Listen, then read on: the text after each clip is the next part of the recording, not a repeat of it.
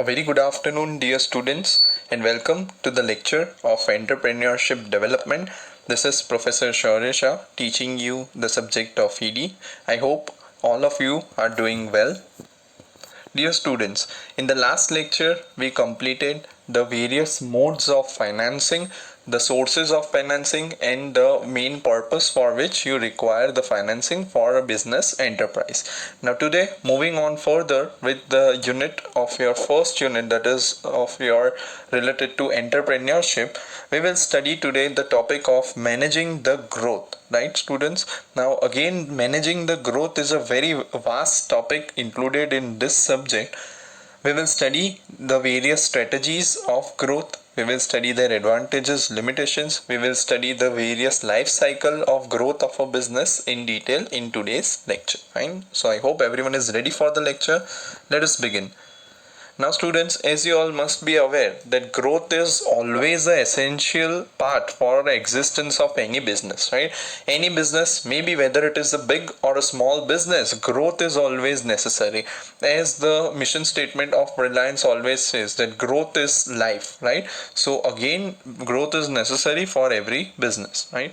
Now, if there is no growth in the business, it is bound to die in absence of any expansion activities, right? So again, we can say that business growth is always a natural and ongoing process. Once you start the business, students, right, growth is bound to happen, right? If you work properly, if you do allocate the resources efficiently, if you study the market properly, then it is a natural and ongoing process which continues for years. Fine. Now, many business enterprises started initially small and have become big through continuous growth, right? Take example of any business, any industry. Take example of Tata Industry. They started their business from various kinds of steel industry. Now they are into most of the companies, right? Take example of Reliance. Take example of Flipkart, Amazon. So they had started initially on a smaller scale and now they have become a big company through continuous growth, right? So what is this known as? This is called enterprise life cycle. Right from the very beginning startup stage, that is beginning of the enterprise, till the last expansion and again the maturity stage, the entire cycle is known as life cycle, right? As a person is also having a life cycle, that is from birth, then childhood, then adulthood, then again you have old age, and then the person dies, right? Similarly product life cycle, similarly enterprise life cycle, right? So we are going to study the various stages which are included in your enterprise life cycle in detail. Fine. So let us start with that part. I hope everyone is clear with the enterprise life cycle, the meaning of that. Fine. Now students, your enterprise life cycle can be divided majorly into 5 stages, right? This 5 stages may be, as you can see on your screens, that is startup stage, growth stage, expansion stage, maturity and decline, right? So every business has to continuously go through this entire life cycle. So let us see each and every stage in detail and what are the features of it, right? Similarly, you can see the graph. This is a little bit changed, but the again graph remains the same. It starts from your growth stage, that is startup stage, that is 0. Then it moves on gradually to your growth stage, then expansion, then maturity, and then the business goes on decline, right? After this stage, if it again not able to survive in the market. Fine. So let us start with each stage in detail.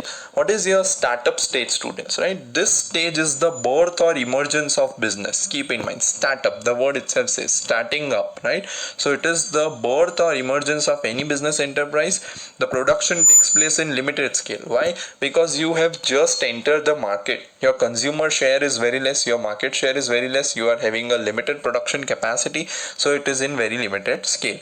Scale is also limited to a smaller area, right? As you have entered the market, right, your market share is very limited, so up to a certain geographical area, up to a certain limited area, you are functioning. Again, it is not faced with any type of competition during this stage, because you as an entrepreneur, you have just created one idea and you have implemented it and you have started a business known as startup, right? So again, there is very less, or we can say no competition during the startup stage.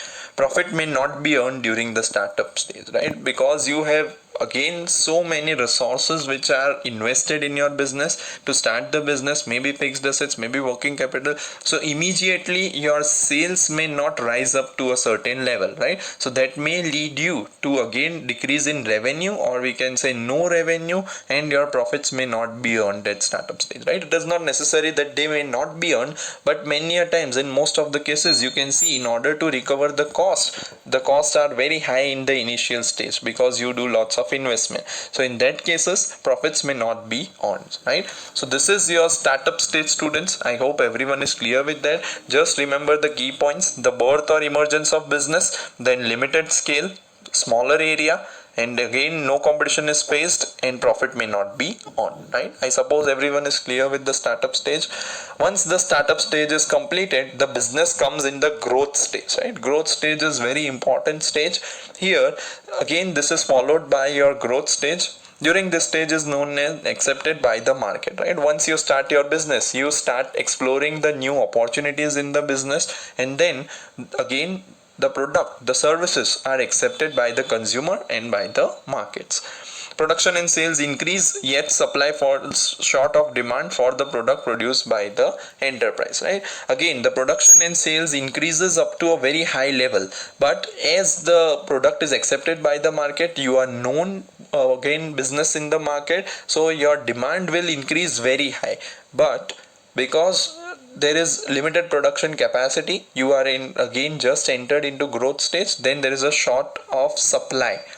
Your supply will not be again cope up with the demand made by the consumers. Profit increases definitely, because most of the businesses will start performing at their actual full capacity, at 100% capacity, so your profits will increase. Again, the competitors begin to enter the particular product market, right? Again, seeing your idea, seeing your business idea, again the new competitors will try to enter the market. The enterprise at this stage tries to change its strategy from buy my product to try my product, right? Earlier in the startup stage you have to pursue everyone to buy your product, but now it will again convert into try your product, right? Take for example that you have online food delivery apps, right? Zomato is one of them, Uber Eats is one of them, Shadow Fox is one of them. So seeing the existing business organizations in the market flourishing, new competitors enter into the market. That is growth stage. I hope it is clear to each and every student. Fine. So startup stage, growth up stage. The next is your expansion stage. Once your business enters into the growth stage, right, you need to expand your business in order to gain more profit, right? This is the way by which of opening its branches and introducing new product lines. Earlier you are just dealing in either single product or multi products, and again you are performing in a limited area. But when you are into the expansion stage, we will study in the later part of this lecture in detail what are the growth strategies and expansion, right? So you need to introduce new product lines, and you need to open new branches in various geographical areas, maybe in different countries, maybe in different states, or maybe in different regions. Business activities at this stage are diversified to reap the best benefits from available business opportunities, right? They are diversified. Again, suppose you are into one sort of business product, right? You will diversify, you will expand your business to another product line also, so that you can earn maximum profit. I suppose it is clear. So startup stage, growth stage, and expansion stage. Maturity stage, right? Again, an important part in any business life cycle. During this stage, due to keen competition, sales increases but at a decreasing rate, right? Continuous increase in sales during your expansion stage is now on your pause. Now the sales increases but your rate decreases. The rate at which it was increasing in expansion, it will not be continued. As a result, profit tends to decline, right? Your revenue will increase but your profit will decline. In such situation, marginal enterprises start leaving the scene market, right? Those enterprises who are again greater than smaller but less than bigger enterprise, they start leaving this scene, because after a certain level their break even point will not be achieved, right? Their sales is increasing but their again profit is decreasing. So there will be some point where again their profit and their sales and the loss will be equal, right? So they start leaving the market before incurring the losses. Some enterprises adopt methods such as trading in to survive for some more time in the market, right? They just continuously do the trading so that they can survive in the market and they can gain the benefits. So after your maturity stage, the decline stage comes, right? This is the final stage. Once they have achieved the maturity stage, the maximum peak or maximum level of the profits which they can earn in the entire life cycle, then comes the decline stage. At this stage, the enterprises find it difficult to survive, either due to gradual replacement of enterprise product or due to some innovations or an account of change in customer behavior, right? Just take a good example of tablet industry, right? You have tablets which are formed, which are competitors of mobile phones, right? Tablet industry, once a time period came few years back, the tablet industry flourished very much, right? It was in again expansion stage, but nowadays, due to the convenience of your cell phone, the size, the speed, the facilities which again features a mobile phone is having, tablet is not having, right? So there came a maturity stage, and now tablet industry is in decline stage, students, right? So there was a time when every company produced the tablets, maybe it Apple, maybe it Micromax, but now they have again we can say they have removed themselves from the market of tablet industry. So that was just an example. At this decline stage, the sales drops abruptly, right? Immediately the sales starts declining. Enterprises start incurring losses at an increasing rate. Definitely, if your sales is declining on a very huge scale, then it will definitely lead to again reduction in your profits, and loss increases at a certain rate. In such situations, enterprises prefer to close down their business, and they try to close down their business immediately in order to reduce the losses. I suppose it is clear to each and every student, right? So immediately you can see in the chart which we had seen, right? So what is it? Basically, it starts from your stage of startup, then it goes up, that is expansion, growth, maturity. After this maturity comes the decline stage, and it will be start again reducing to the startup. Right? I suppose it is clear to each and every student.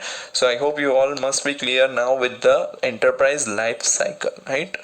Fine. Every enterprise students has to go through this kind of life cycles. Is it clear? Fine. Now moving ahead, if you are clear with the concept of the growth of enterprise, now we will be studying the types of growth strategies, right? What are the types of growth strategies which a company can adopt in order to expand their business, right? Amongst that, you need to study 5 main.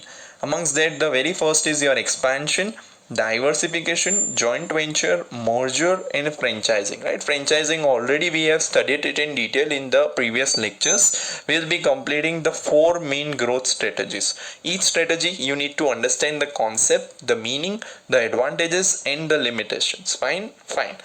So starting with the next thing, that is expansion, the very first strategy. The name itself says expansion means to expand the business enterprise, right? This expansion may be in various ways. It can be also in geographical form. It can be also in various kinds of product modification, product development, so on and so forth, right? So we'll be starting with that. What is expansion, dear students? Expansion is one of the forms of internal growth of business, right? It is not related to external growth. It is related to internal. Means thereby you are expanding your organization internally, right? It means to enlargement or increase in the same line of activity. Suppose you are producing a cell phone industry, you are expanding your sales in the cell phone industry itself, right? Expansion, we can say, students, is a natural growth of business enterprise taking place in course of time, right? Over a period of time, every business organization decides to expand their business, right?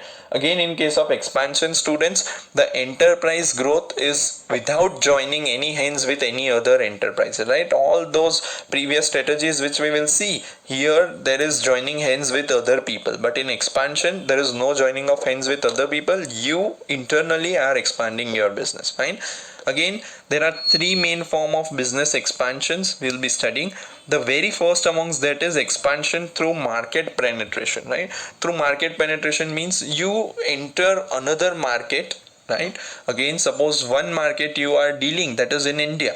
Now you enter into the market of US with the same product line. Then it is expansion through market penetration. You are expanding your business to different countries. Next is expansion through market development, right? You are developing a new market, completely new market for your product. That is expansion through market development apart from your existing market. Next is your expansion through product development and modification, right? You are expanding your business by developing a completely new product related to your same business activities only, and or either you are modifying your product so that your market share is increased and you expand your business, right? So these are the three main types of your expansion that you need to study. The next is advantages of expansion. Right now, what are the advantages of expansion? After we study each and every activity, that is your growth strategy, you need to decide as a business enterprise which growth strategy is best fit for your enterprise, for your business, and you can adopt it, and you can again increase the market share and expand your business, and you can sustain your growth. Fine. Now, what are the advantages, students? Advantages of expansion. The very first is growth through expansion is a natural and gradual, as we just now saw. Fine. Every business enterprise will naturally grow and again gradually grow in their own field of business. Second is enterprise grows without making major changes in its organizational structure. Now in other strategies we will see that organizational structure has also to be changed in order to gain the growth strategy. But here expansion may be in any form, maybe it's market penetration, maybe it's market development or product development or modification. Major changes are not required. You can go with the organizational structure which is existing itself. The third is expansion makes possible the effective utilization of existing resources of an enterprise, right? Once you are working under capacity or when you start expanding your business, your effective utilization of existing resources is done. Next is gradual growth of enterprise becomes easily manageable by the enterprise. Definitely. You are not increasing your business or expanding your business at a stretch on a very long momentum, right? You are gradually increasing and you are gradually gaining the growth for it. So that ultimately easily manageable thing which is done by the management, and you can achieve the growth. Next is your expansion results in economies of large scale operations, right? What do you mean by economies of large scale? Students, you must have studied in economics. Economies of large scale means the benefits which you can gain from the large scale production. Suppose you are manufacturing under capacity. You are having a capacity of 100%, but you are manufacturing only at 50%. So your fixed cost remains fixed and variable cost varies, right? So if you are producing 100% also, your fixed cost will remain fixed. So your total cost is divided over a number of units. So that will lead to reduction in cost of production and increase in your profit. So economies of large scale operations are available in expansion. I hope everyone is clear with this part. Now moving on to the disadvantages of expansion, right? What are the disadvantages of expansion strategy? The worst is your growth being gradual is time consuming. Immediately, if you want to capture the market or if you want to capture the market share, it is not possible in expansion strategy because it is a gradual process going on over a period of years. So it is time consuming. Second is your expansion in the same line of product delimits the enterprise growth, making enterprise unable to take advantages from new business opportunities, right? In expansion, same line of product, as I told you. Suppose I am manufacturing a cell phone industry. I am in a cell phone industry. I am selling it in India. I will expand my business again to another country, but the product remains the same. So the benefit which I can get from manufacturing various products, suppose if I am in cell phone industry, I manufacture televisions also, I manufacture tablets also, I manufacture mobile accessories also. So that all basket of product gives me much more benefit compared to only cell phone industry, right? So same line of product limits the enterprise's growth in expansion. Again, the use of modern technology is limited due to the limited resources at the disposal of enterprise. It weakens the competitive strength of enterprise, right? Because the modern technology is limited due to the disposal of enterprises, right? We as an enterprise are having limited amount of resources. So this modern technology, if I use it to a limited extent, it will also reduce my competitive strength compared to other enterprises. I hope it is clear to each and every student the 5 advantages and 3 disadvantages. Fine. Just go through the points once again, students. I'll give you 5 seconds.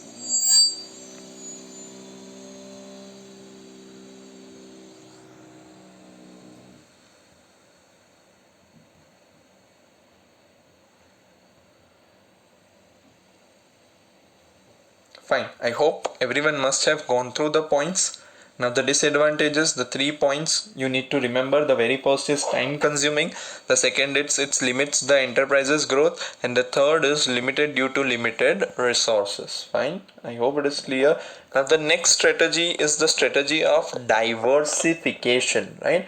What do you mean by diversification, students? Again, you can see the 4 baskets, right?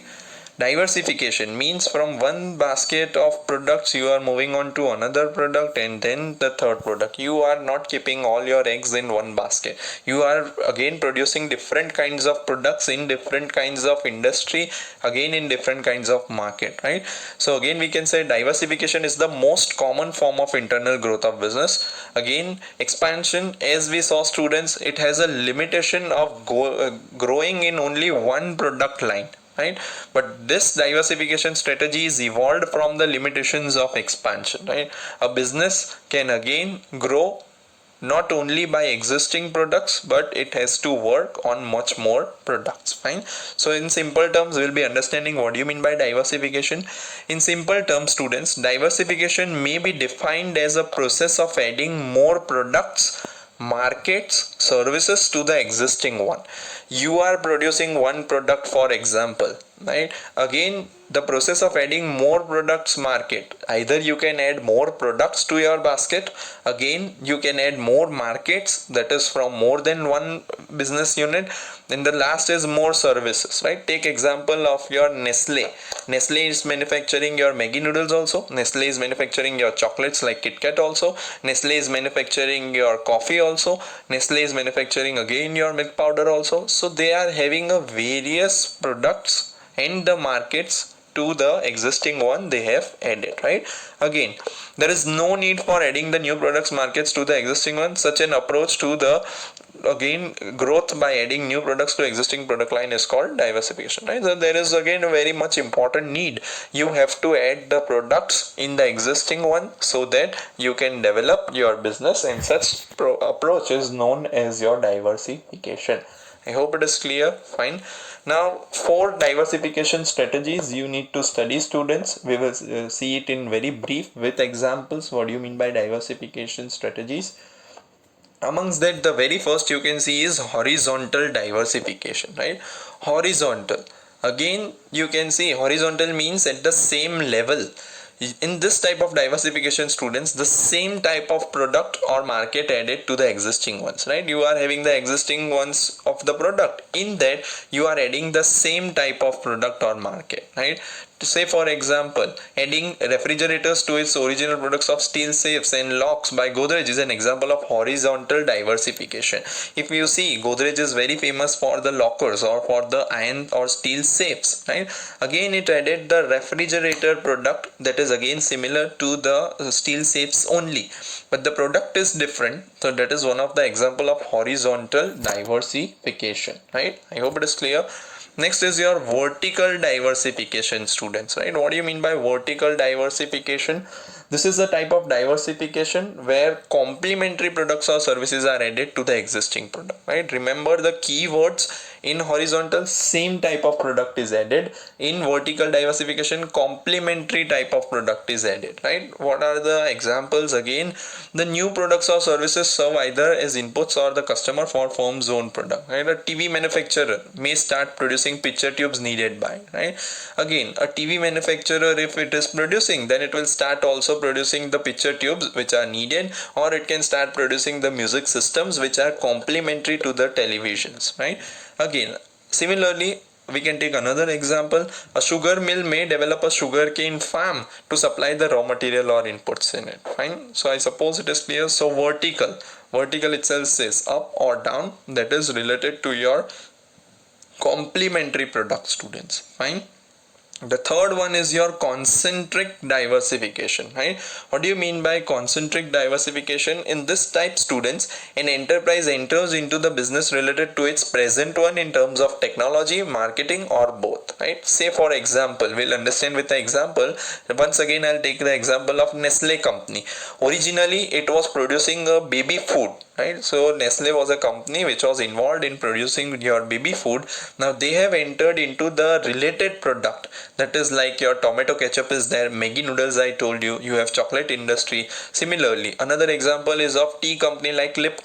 Now the last type of diversification, students, is your conglomerate diversification, right? What is conglomerate diversification, students? This is a type of diversification which is just contrary to your concentric diversification. In concentric diversification, we just now saw the example of your Maggi noodles, that is Nestle company, right? It is a similar and related products, but in this type of growth strategy, an enterprise diversifies into the business that is not related to his existing business, right? Take for example the Godrej company, which was manufacturing steel safes, and again they are now manufacturing various kinds of food articles also. Hershey's is one of the liquid, again chocolate liquid, again they are manufacturing shaving creams, they are manufacturing soaps. So what is conglomerate diversification, students? It is a type of diversification which is completely opposite diversification from their existing business, right? So I suppose you all are clear with the horizontal, vertical, concentric and conglomerate diversification. Moving on to the next part, that is your advantages of diversification, right? What are the main advantages of diversification? You can see, students, diversification first of all helps an enterprise to make more effective use of its resources, because we are not into the single product line which is existing.